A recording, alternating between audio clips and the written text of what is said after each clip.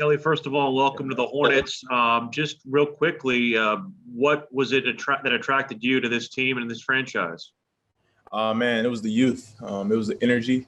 It was the uphill positive growth that we all have been seeing from this organization over the past couple of years, man. And it's just me being young, energetic in myself. I knew that it would be a perfect fit.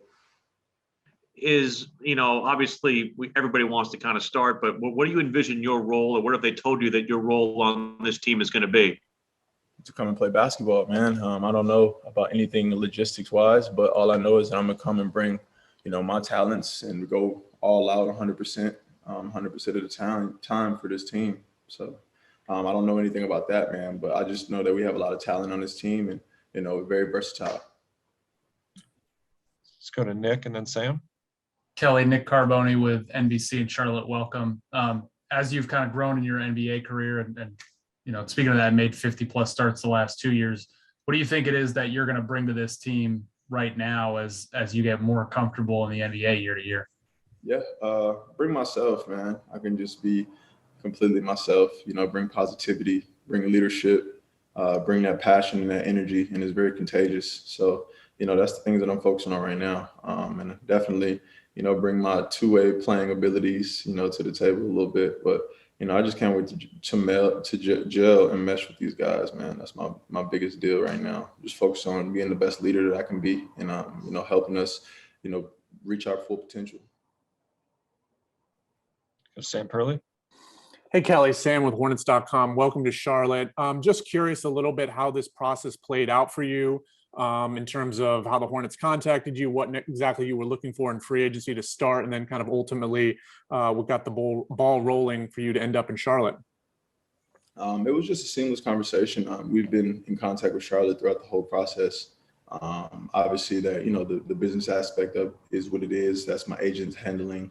And so I don't really know, what was said, but what I do know is that, as we played the waiting game and, the time continues to tick, that was the best fit for me possible. And, I couldn't be more happy, to have made that decision to join the Charlotte Hornets. Thank you. Let's go to Sam Farber. Hey, Kelly, congratulations and welcome to Charlotte. You mentioned that, you saw the energy the team brought last season. What has been the difference from, playing the Hornets a couple of years with this young core that's kind of taken over the roster last year? Where have you seen the biggest strides? And again, how do you feel you fit best into that core? I'm still young myself, older than, some of the guys on the team, but still young, respectively in my career. I just want to continue to grow, continue to help these guys grow, continue to just allow us to reach our full potential. Like I said, I'm still, trying to reach my full potential as a basketball player. And I know, each and every individual on this team, from management, from, players, we're all trying to continuously grow and make, the most positive name for ourselves in this basketball world. So, my main focus is to come in here, like I said, focus, locked in from day one, man, and continue to just give my 100% energy, to this organization. Thank you. Let's go to Rod and then Jonathan. Hey, Kelly, just wondering, from outside perspective of the NBA, just from somebody who wasn't here, what is, I guess, the Hornets' perception league-wide right now? Do you feel like the Hornets or organization kind of, I guess, up and coming? What do you feel about the organization kind of from hearing about it externally, I guess? Yeah, definitely young, up and coming. Just, I would say, is a team that you definitely don't want to play with, and it's a team that has a lot of talent, but, once we piece it all together, once we gel, once we mesh, I think that will be very scary. I do think that, respectively, we're viewed as the little brothers right now, but I think that age means nothing. We have the talent, we have the pieces to go out there and compete with the best each and every night. And, it's about us applying what we learned from Coach JB and the coaching staff, from day one in training camp to be disciplined and just pretty much bring our A game each and every game, and not worry about anybody else or what they have to say about us or they think about us, So we have to just keep it within our locker room and just continue to just go out and prove what we know we can do. And that's pretty much simple as that, man. And then what were your impressions of LaMelo, kind of watching him last year, his first year as a rookie?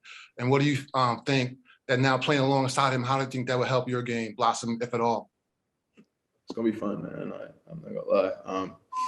Big shouts to him winning Rookie of the Year last year. I think it was well deserving. Especially through all the adversity that he went through.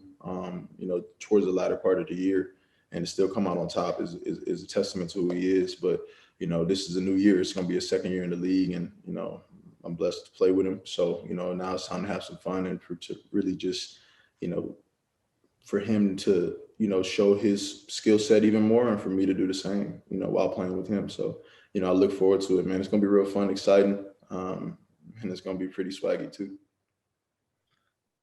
Let's go to Jonathan. Hey, what's up, Kelly? Hope you're doing well, man. What's up? I'm wondering what part of your game do you hope to show that you might not have been able to show last year? If I pinpoint that, man, then I'll kind of be doing myself a disservice, because when you see it, you'll be like, nah.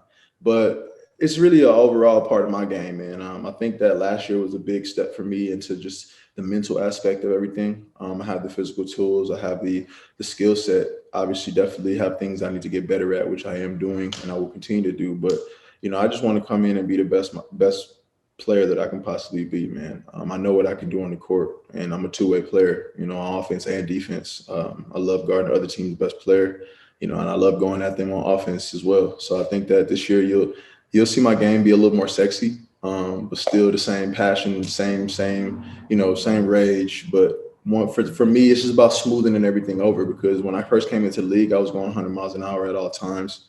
And now I've been kind of working on, change of speed, me playing at my own pace, controlling the tempo of the game while the ball's in my hand, and then creating. That's what I'm really looking forward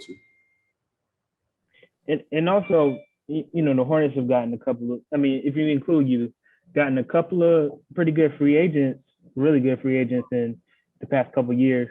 I'm just curious, why do you think Charlotte in the past may not have been an ideal free agent destination in the past?